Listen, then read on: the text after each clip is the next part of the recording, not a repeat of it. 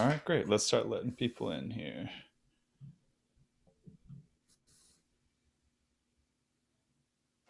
Hello, everyone. Welcome.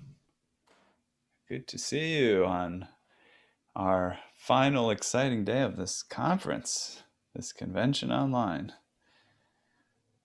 Gathering wonderful folks from throughout the world.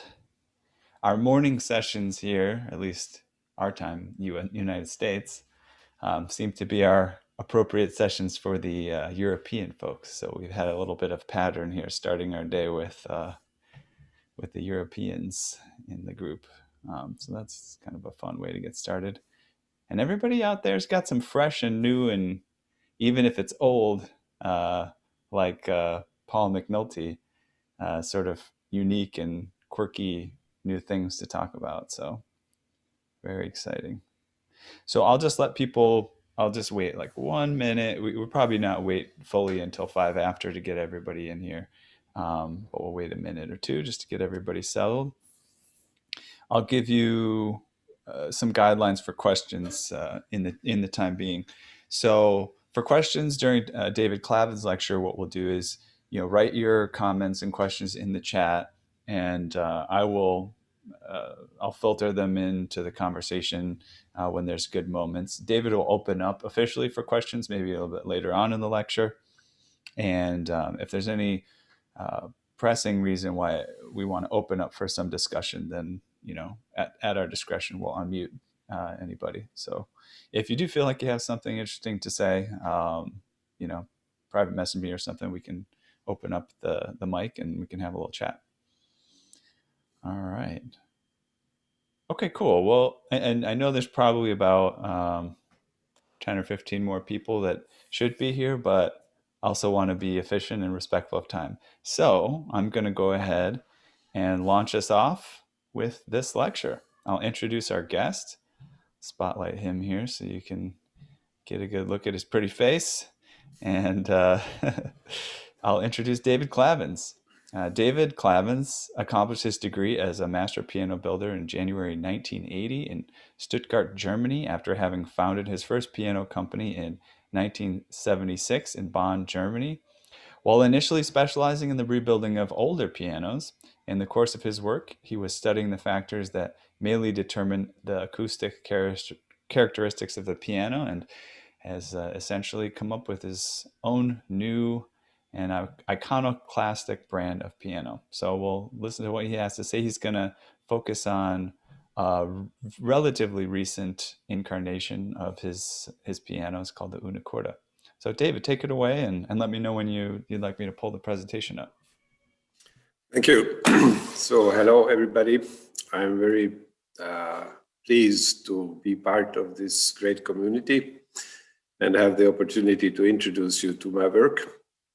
And as Ethan already said, please feel free to ask any questions that come up during the presentation.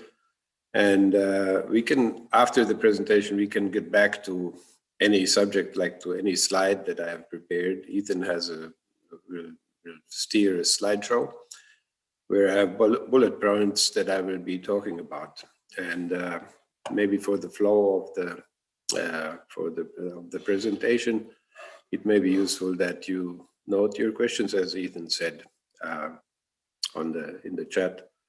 And I'll be happy to answer each and every one, except political subjects. Please don't ask me about politics. Okay. Okay, Ethan, let's go. If it's a country that is relatively, what about like, Icelandic politics or something? I don't know. Not just kidding. Yeah, maybe some country relatively uncontroversial. About I don't know anything. All right, I'll pull up the presentation and we'll get going. 1 sec.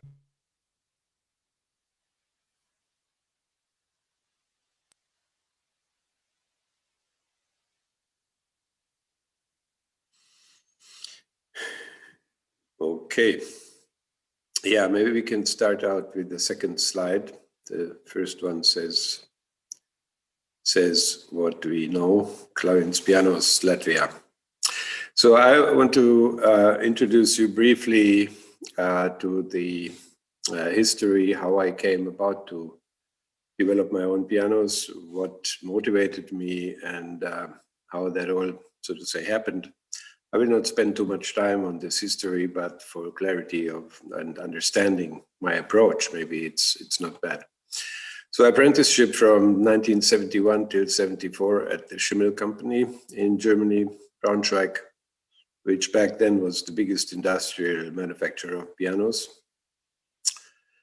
And at Schimmel, I was, like the apprenticeship in Germany goes, you learn everything basic about the piano. But essentially, I knew only the Schimmel pianos and my mother's old piano at home.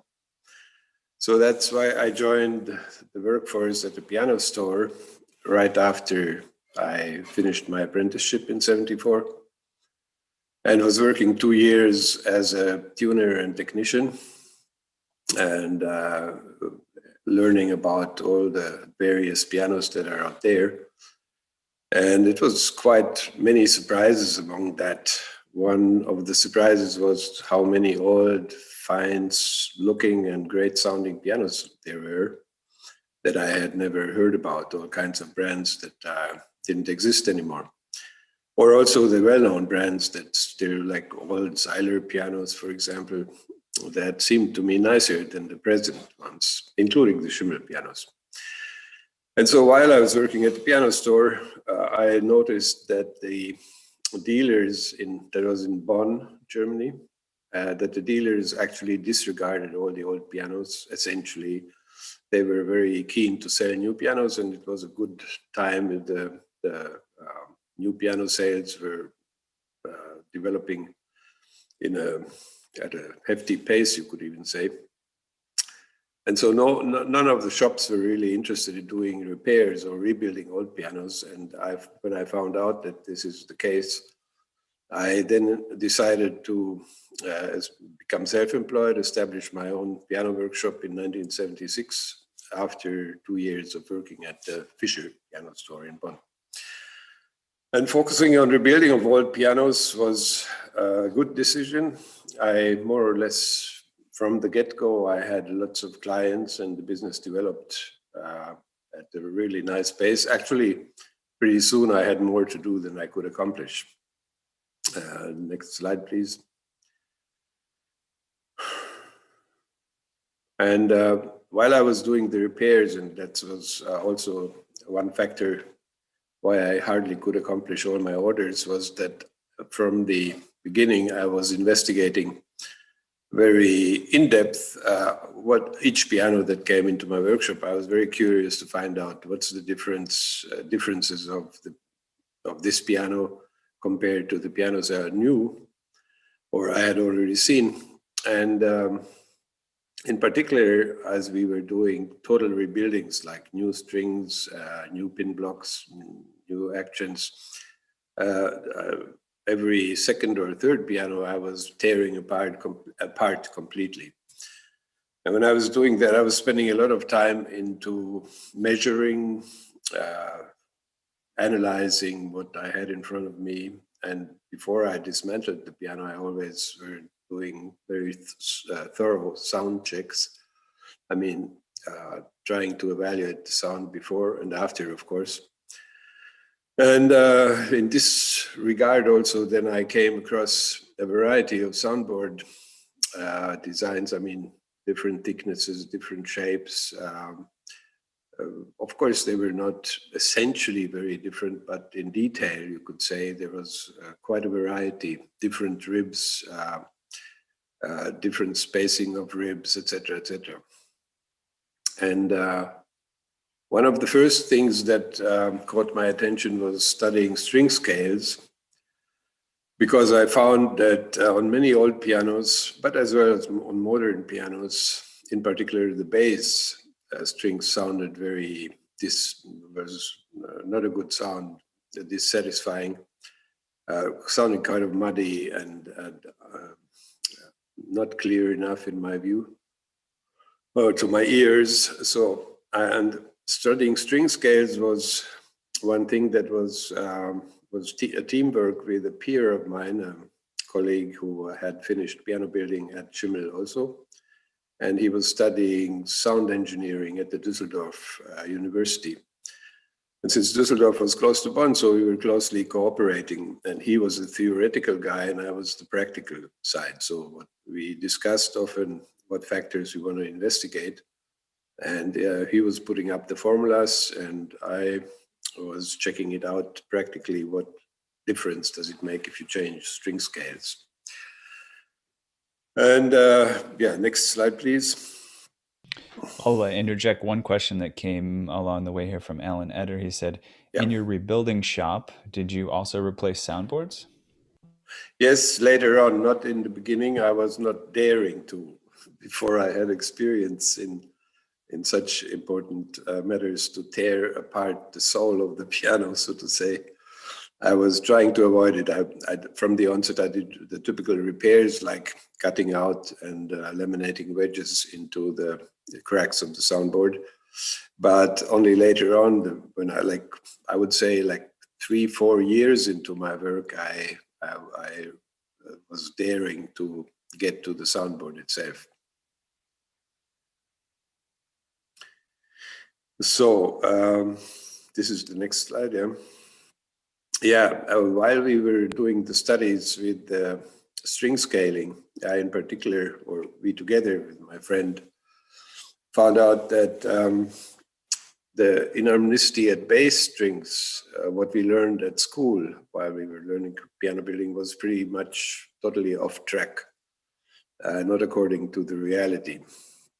And in particular, the fact that we found out that the variable, that the inharmonicity is rather a variable, not a constant.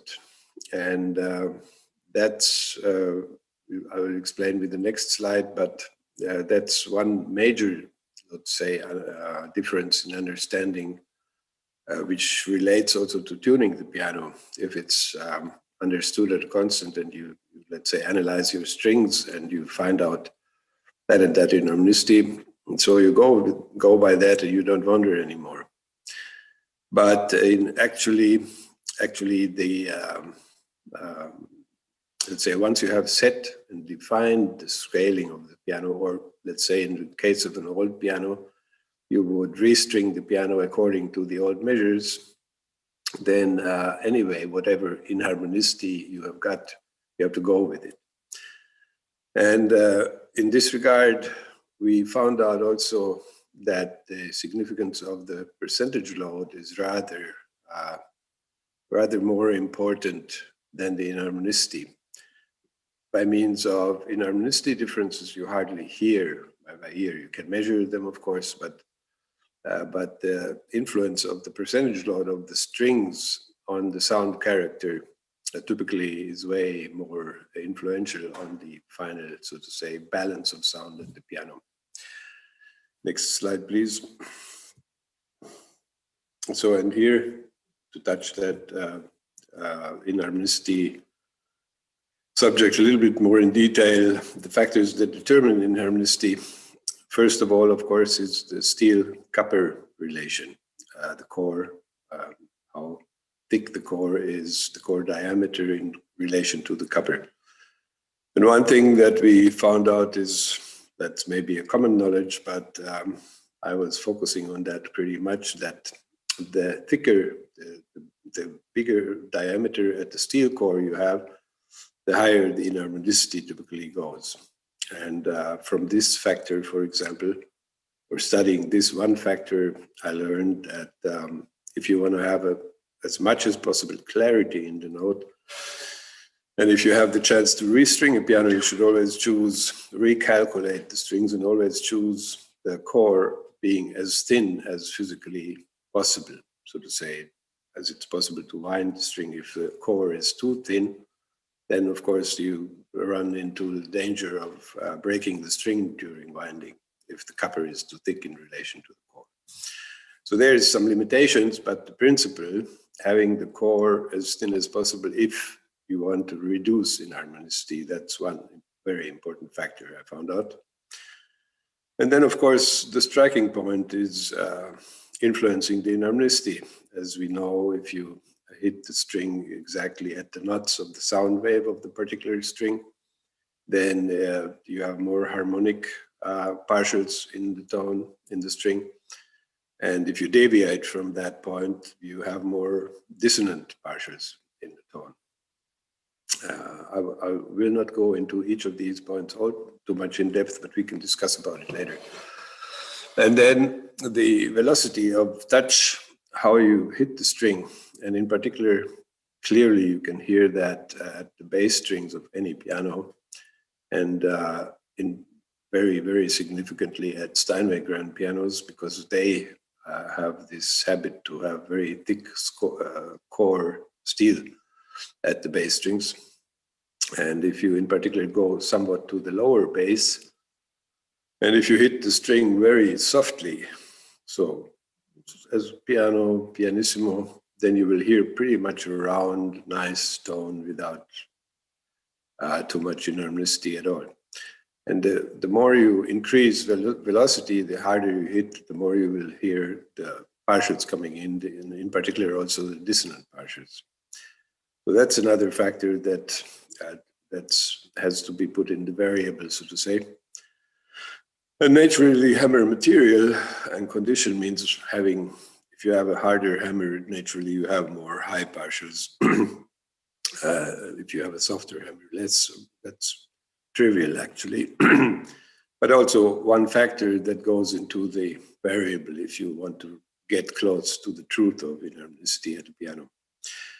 But fundamentally, and one of the maybe most significant things we found out to conclude the point about the inharmonicity was that the bass inharmonicity, typically if you express it in cent, which actually is nothing else than percent of a half tone, then we were taught at school that the lower bass strings have some inharmonicity of values like 2, 3, 4, 5 cent. And in reality, we found out that it's 30, 40, 50, up to even 100 cent. I mean, a note that you cannot define anymore at all. If you, for example, you take small pianos, and in America in particular, you have these cabinet pianos, the very small ones. And if you hit a bass string there, you will notice that it's just some sound. It's not a tone at all. It's totally impossible to define the tone. And why? That's because the inharmonicity is overlaying the basic frequency fundamental so much, so to such a degree that you cannot make out the fundamental anymore. And why is this important? Of course, it has a lot to do with the tuning of the piano. Let's say if somebody had explained me at school that this is a fact, that you get like in part like 100 cent inharmonicity, then of course instantly I would have asked, so how on earth do you tune such a string? But as long as they tell you, yeah, there's 3, 4, 5, and don't worry, so is it, and just go and tune it by whatever principles, you don't wonder. So I found out during my practice as tuner, in particular also doing concert tunings where you try to get as close as to an ideal tuning as possible, I found it very obvious that the inharmonicity in the bass strings is an important aspect to factor in while teaching piano tuning in particular. Because once you know that, then for example, one consequence of this would be that you cannot very much rely on tuning octaves. The octave, for example, is the most forgiving interval at the entire tuning structure. You can tune an octave, like say up to half a hertz closer, narrower or wider. And if you listen to it as an octave, you would say it's fine. It sounds like an octave. And but once you get to the chords, like comparing tenths, double tenths, and fifths, and the octave plus fifth, then of course we get to total different understanding of tuning structure. But that's a big subject on its own, actually, and I would like to move on from here. The next percentage load, yeah. And just percentage a load. Quick Yeah, please. questions, interjecting. There's a couple things that came up, and maybe you're going to answer them, but just to make sure. Question is, what is percentage load? If maybe there's a definition of it, you're going to present, Yeah. and a question about safe breaking percentage for bass strings. Does the percent load equal the breaking percent? Yeah, the typical understanding, and let's say the theory is, of course, not of course, but would be at 100% load, the string is close to breaking. And it's actually a factor that cannot be calculated to 100% because it depends on other factors, whether the string, whether you can load it to 110%, let's say practically. But in theory, it's the measure. 100 would be the breaking point. 0, it has no tension at all. And so the percentage load that is, I don't know who of you is familiar with Stephen Paolello, the French piano builder, who has developed also various different string categories. We will touch that subject a little later. And Stephen has on his homepage, he has, for example, Excel files to calculate scales, and actually the only factor that is relevant in these scales, or that he shows when you change the diameters, like the core and the copper, the only outcome he shows, because it's the most relevant, is the percentage load. And so that's also by his approach. It's similar to my approach.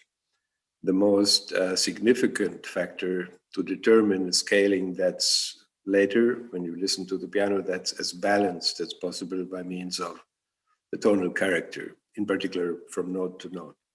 Let's say if you have, for example, one note that has 50% percentage load, and you would have the next note to it, the neighboring tone, 60%, or whatever jump in the percentage load, then you also you hear a significant difference in tonal character. And I mean, one aspect how I think every tuner has come across situations where you have, for example, an old piano that hasn't been tuned for decades, and it's altogether lower, and you have certain notes that are way lower. And you listen to these notes, then you always hear clear, or the same with the new piano if you string it. And while has a very low percentage load, you hear a totally different sound character compared to once you put the string on pitch, so to say. And that in itself also is an interesting subject to discuss, and in particular to experiment on which or what kind of percentage load gives what kind of result. And it also, of course, has to do with the question, what do you want? Do you want a loud piano, as loud as possible? Do you want a soft or rather muted sound? Whatever the goal is, so to say. That also influences, of course, the decision how to decide which percentage load you would like to go with. But in general, talking about the balance of tonal character,